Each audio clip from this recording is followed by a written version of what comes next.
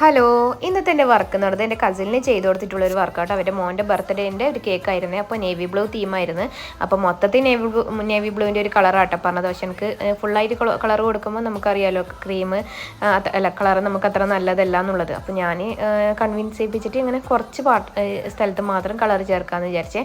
അപ്പോൾ ഇതാ നമ്മൾ നേവി ബ്ലൂ മാത്രം ചേർത്തപ്പം ഒരു കളർ കറക്റ്റ് കിട്ടിയില്ല. എന്നിട്ട് ബ്ലാക്കും കൂടി ചേർത്ത് എന്നിട്ടും കിട്ടിയില്ല.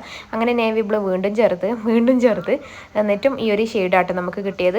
എന്നിട്ട് നമ്മൾ ഒരു വീഡിയോയിൽ കണ്ട പോലെ റെഡും കൂടി ചേർത്ത് നോക്കി. അപ്പോൾ ഇതാ ഈ ഒരു കളറാട്ടോ കിട്ടിയത്. പിന്നെ ഞാൻ സ്പാച്ചുലയിൽ ചെയ്തത് വെറുതെ ഫുൾ ക്രീമിലാക്കി കഴിഞ്ഞാൽ ക്രീം കളയേണ്ടി വരും. അപ്പോൾ അതുകൊണ്ട് അത് അവിടെ കളഞ്ഞ് എന്നിട്ട് പിന്നെ ലൈറ്റ് ബ്ലൂ എടുത്ത് നോക്കി. നമ്മൾ സാധാരണ ബ്ലൂവിൽ ഞാൻ റേഡിയൻറ്റ് ബ്ലൂ ആട്ടോ യൂസ് ചെയ്തത്. അങ്ങനെ ഇതാ ബ്ലാക്കും അതുപോലെ തന്നെ നേവി ബ്ലൂവും നമ്മൾ സാധാരണ റേഡിയൻറ്റ് ബ്ലൂവും കൂടി ചേർത്തപ്പാട്ടോ നമുക്ക് കറക്റ്റ് നേവി ബ്ലൂ കിട്ടിയിട്ടുള്ളത്.